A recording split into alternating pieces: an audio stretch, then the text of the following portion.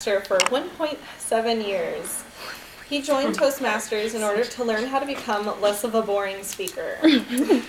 Today, Martin will be giving his second ACM speech from the Entertaining Speaker Manual, Resources for Entertainment from the ACM Manual.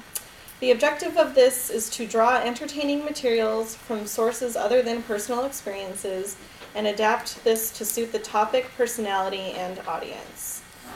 The title of Martin's 5 to 7 minute speech is The Emotional Rollercoaster. Please join me in welcoming Martin.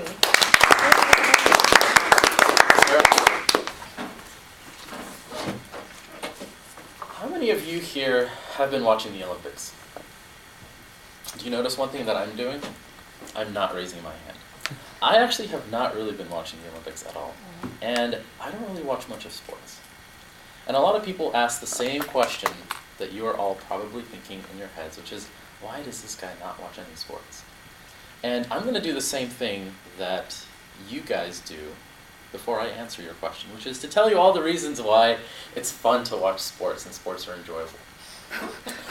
One of the first reasons is the rivalries. Who doesn't love a good rivalry, right? Here in LA, we have UCLA versus USC football. Any UCLA fans out there? Good. I hope you guys lose the next year's season's rivalry match. We have the Lakers here, kind of in a rivalry against the Clippers, but really right now they're in a rivalry against themselves since they haven't been doing too well. I know there's a couple baseball teams here, but I mean, really, who cares about those, right? So there's some rivalries there, I bet. There's international rivalries. Barcelona versus Real Madrid is one of the two biggest soccer rivalries on the planet. And then there's also countries competing against themselves at events like the Olympics. And one of the interesting example of rivalry is these tension moments that we have in historical disputes over matches. And one of my favorite examples of this is actually starts all the way back in 1984 at the Summer Olympics right here in Los Angeles. In 1984, the South Korean representation and the American representation ended up going head-to-head in a lot of different sports. And while the South Koreans were pretty hopeful in their team's performances, they lost pretty much every single match. They lost the gold to the U.S. team. 4 years later, in 1988, the South Koreans were hosting the Olympics in the summer in Seoul. And they decided that they wanted to show the world that they were better in any way they possibly could. And one of the penultimate examples of how this rivalry ended up was in the boxing match between Park Si-hun and Roy Jones Jr.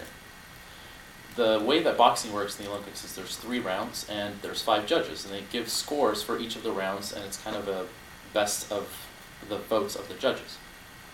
And in the first round, Roy Jones Jr. started off strong, came in with a bunch of lefts and a bunch of rights, and it was pretty obvious that Park Si-hun didn't really have anything to defend against him.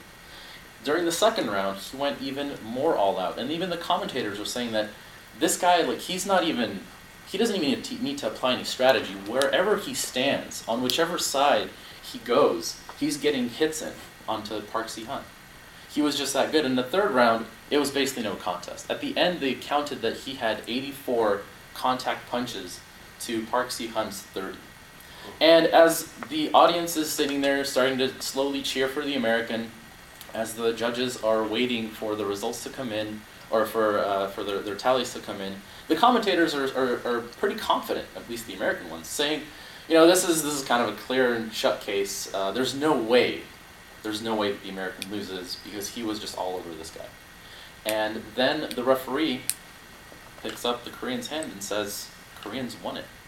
And this was one of the most startling and shocking moments in boxing history, and it prompted an entire a series of events that ended with Park Si-hun personally apologizing to Roy Jones Jr. in private, telling him, the matches were fixed.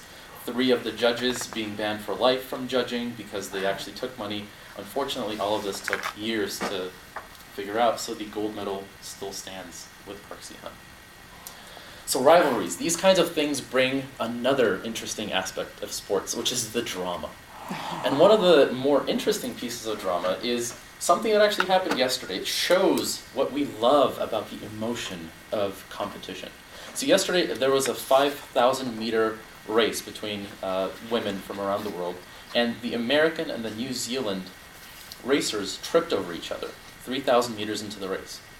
And it just so happened that the New Zealand racer bumped into the American one. They both tumbled down, and the American helped the New Zealand girl up. They started running, and then the most shocking and terrible thing happened, which is the American woman's knee buckled, and she fell to the ground. And she was not able to get up, to which the New Zealand racer turned around, came back up to her, told her, "We gotta finish this," helped her up, and started helping her walk along the track. Eventually, they would both cross the finish line, and in an even more spectacular show of sportsmanship, the Olympic Committee actually said that they would both qualify for the finals, assuming that they were okay to race physically on Friday. So these are such dramatic, emotional moments that we all love. Another one is something that's so emotional in every woman's life, which is marriage proposals. I don't know if you guys saw, but there was a marriage proposal at the medal awarding ceremony for Olympic diving. The Chinese woman had won a silver medal, and she was standing there, and her counterpart from the male diving team came up to her and proposed right there on the spot. Aww. And since then, there have been many more proposals at the Olympics. I think all the guys started sending for their rings. So these kinds of emotions, pervade sports.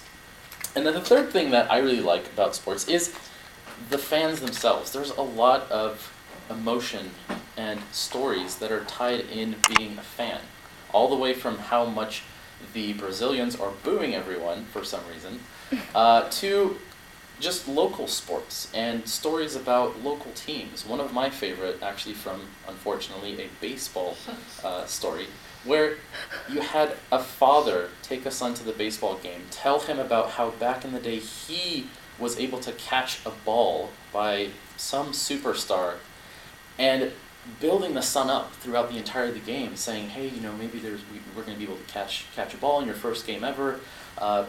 As the game goes by, they actually start scooting up closer and closer to the edge of the field as people are leaving, so they start hopping seats. They end up right next to the mound where the team is sitting, and even though that kid didn't catch a ball, one of the players looked up at him and rolled one to him that was signed.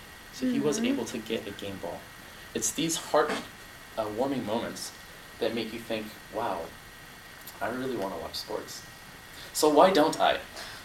First of all, it's a huge time commitment. I mean, there's just so much stuff to watch. And second of all, I'm not that big of a sports fan for watching. I would much rather just play them. But what I would recommend is to watch the highlight reels, which is what I do. Thank you.